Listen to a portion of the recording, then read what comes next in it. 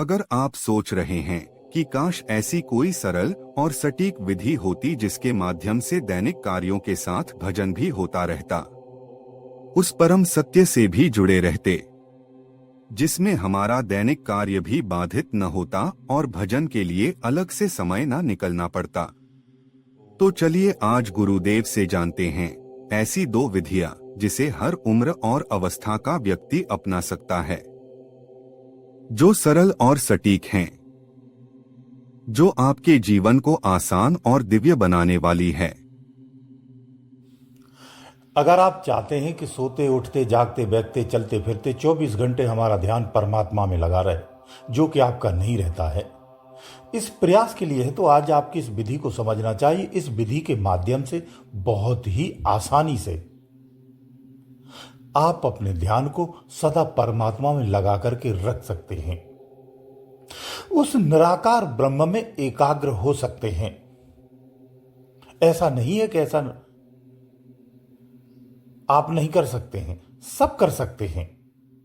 संसार में ऐसे लोग जो साधनारत हैं, अध्यात्म में डूबे हुए हैं, ऐसे बहुत संख्या है ऐसे लोगों की।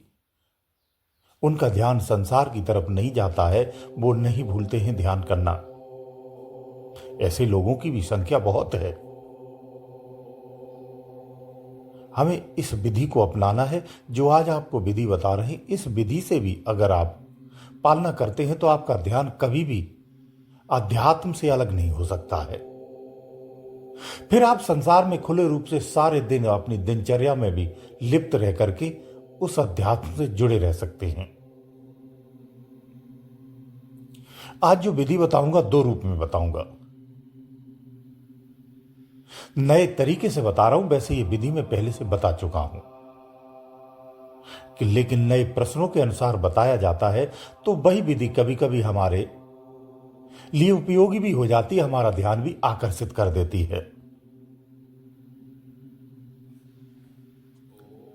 तो सबसे पहले तो मैं इस बात पर खुशी जाहिर करना चाहूंगा कि अगर आपके अंदर में यह भावना 24 घंटे रहती है कि मेरा ध्यान निराकार में ही लगा रहे, वहां से हटे नहीं एक क्षण के लिए भी, अगर ऐसा आपका विचार है तो निश्चित रूप से आप एक अच्छे साधक हैं, अच्छे अभ्यासी हैं। आपकी अध्यात्म जागृति आंतरिक रूप से हो चुकी है। इसके उपरांत ही इस तरह की भावना आती है, इससे पूर्व नहीं आती है। तो देखो ऐसा है, पहला तरीका यह है, आप सभी जानते हैं, एक जप का माध्यम है। जो नामदान मिला है उसका जप करना या फिर किसी अन्य का नाम जप करना, यह बहुत सरल सामान्य प्रक्रिया है, लगभग सभी अपनाते हैं। इसके माध्यम से आप अंदर में जुड़े रह सकते हैं।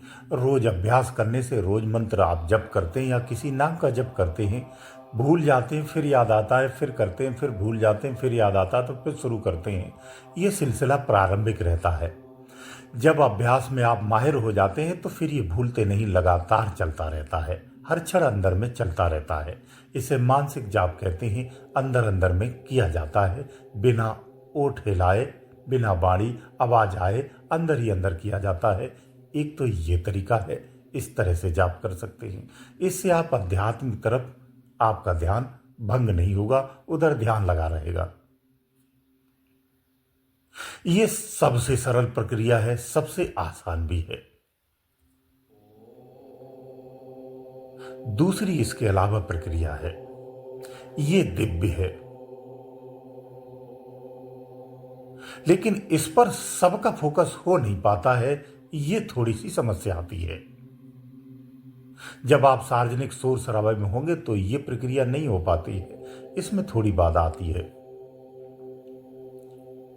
लेकिन उसके भी कई तरीके के उपाय हैं, वो भी मैं आपको बताने वाले हैं, उससे आपका आसान हो सकता है। दूसरी प्रक्रिया है श्रवण की।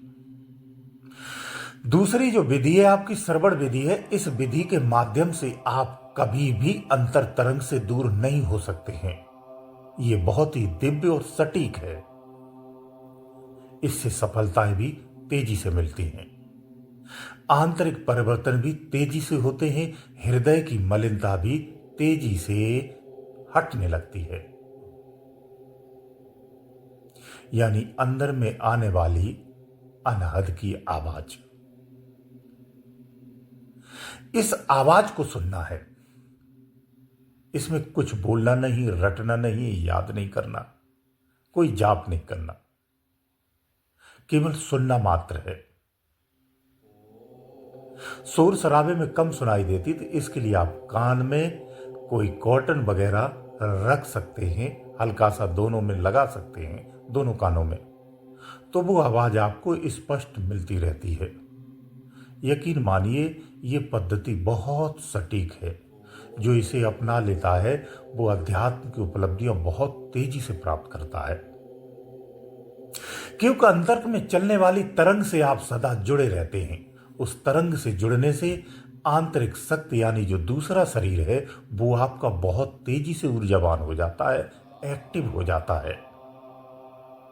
उस पर चढ़ा हुआ आवरण वो हटने लगता है।